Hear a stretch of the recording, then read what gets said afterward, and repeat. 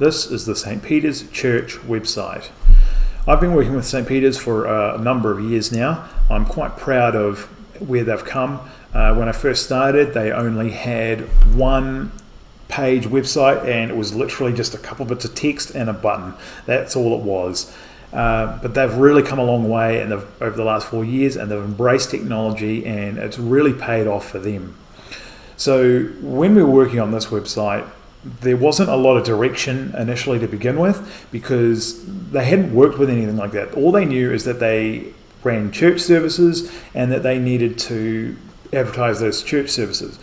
But what we did is, as we moved along, we found the more and more information we put on there, it became more of a repository for information, and it really helped people do more than just find the church. It helped people connect with each other and with the church and find new things. And I think that's really, really important. When the COVID-19 hit, one of the things that they moved on to doing was actually streaming online.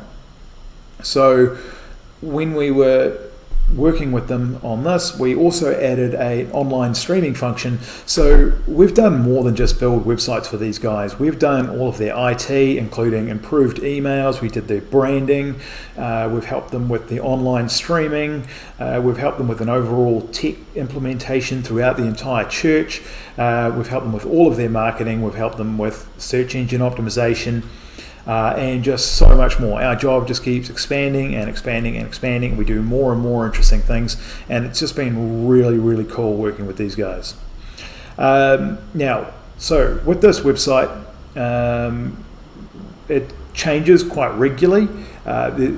We don't do all of the changes ourselves. We've been working with them to teach them how to do all their own changes, and what they do is they put up their own posts and they put up all their own information, and I think that makes a really big difference for them.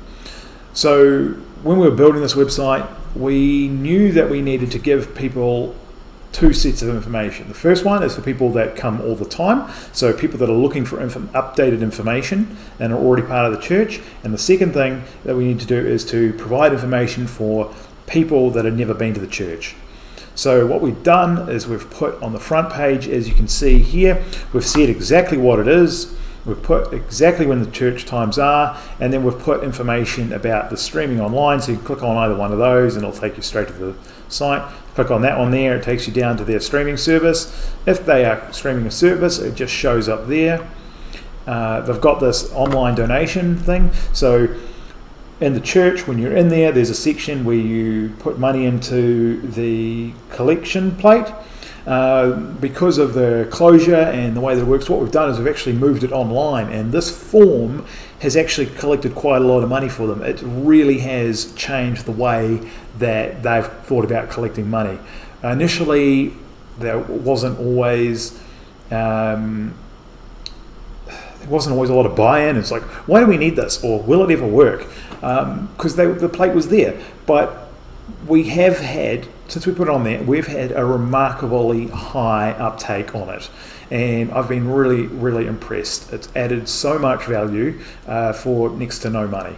So it was a really good function on there. And as I've said, functions are an important part of a website. It's one thing for it to look good and to have some text on it, but if people can do stuff on it, that makes a big difference. Here is basically our About section. Okay, so you can check up on the daily prayers, you can listen to sermons, and you can catch up on all the events. Obviously, during COVID-19, when I'm recording this, there are currently no events going on, and the sermons have all been streamed online anyway. So recording that on top of that was just an extra part.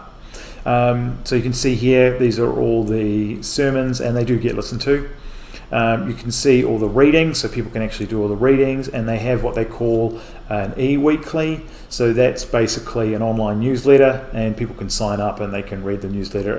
It's quite cool. And this is their blog, so they talk about this, and then they talk about their Spark group, which is their Bible study for children, whatever. And then it's got the link to the Anglican Focus, because it's important to connect with the greater community as well as just the local area. So we did all the photos for these guys as well. We did all of that sort of stuff, and we've been working on this pretty hard. It's got a section for people that are new, so if they've first time they're coming, they want to know what time the services are, they want to know whether they need to donate money, they want to know what they need to wear, they want to know what the services are like, they want to know who to talk to. So we wanted to make sure that we gave them all that information. We also did sections on the church year, so explain the different colours and all that sort of stuff. We've put up an FAQ, it's basically a summary of all the major questions. We did an about section where we talked about the actual church. We've done resources section where we're slowly building out all that. We've got the services, so we talk about what we actually do. So do they provide they provide their normal church service, plus they also do baptisms and weddings and funerals.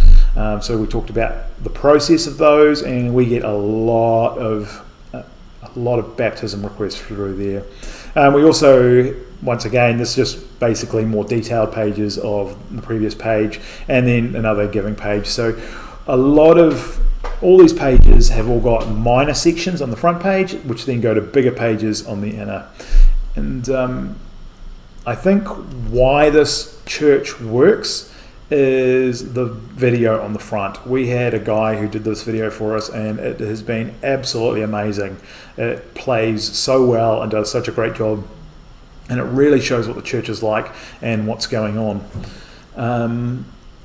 We also helped with the logo. I can't take full responsibility for doing the logo by ourselves. We actually had a lot of help from a few people, but the church is located in Southport on the Gold Coast. If you don't know much about Southport, there are 3 central towers in Southport. And what happens is there's a giant boardwalker out there, which is where all the boats are. And if you know anything about religion, you'll know that St. Peter was crucified. He was also crucified upside down. And so what the logo is meant to be is that these are actually, these ones here, they're actually 3 of the stained glass windows that are in the church. So we tried to build the branding around the stained glass windows because that's what's really unique about this church. And what happens is these windows go all the way through, and these lines here represent keys. So if you think about 2 keys that have been put in like this, so they're facing away from each other, like that, okay, which create, so St. Peter's has normally got 2 keys like that, ours are like that, facing away. It's also, if you look at it here, you can see that, so there's a line there and 2 lines there. It's crosses, so it's 3 crosses with representing the Holy Trinity, all that sort of stuff, but it's also St. Peter was crucified upside down, so the cross is upside down. It's also the 3 central towers in Southport and then reflecting on the boardwalker. So when we did this branding, churches tend to stay in one place. They do not move. They're always in the same space. They can be there for hundreds of years. So it's all about the place that they are. The boardwalker is not going to go away. Those 3 towers are going to be there for years. There'll be more and more towers as we come along, but for now, that was where the brand won't last hundreds of years, so it doesn't matter. But the point is, we have an awesome brand that's really well thought out, and it all connects with everything, and we've tried to reflect that again and again and again throughout this. I'm really proud of all the work that we've done, and I'm proud of how far they've come. Well, thank you for listening to my video, and I will catch you later.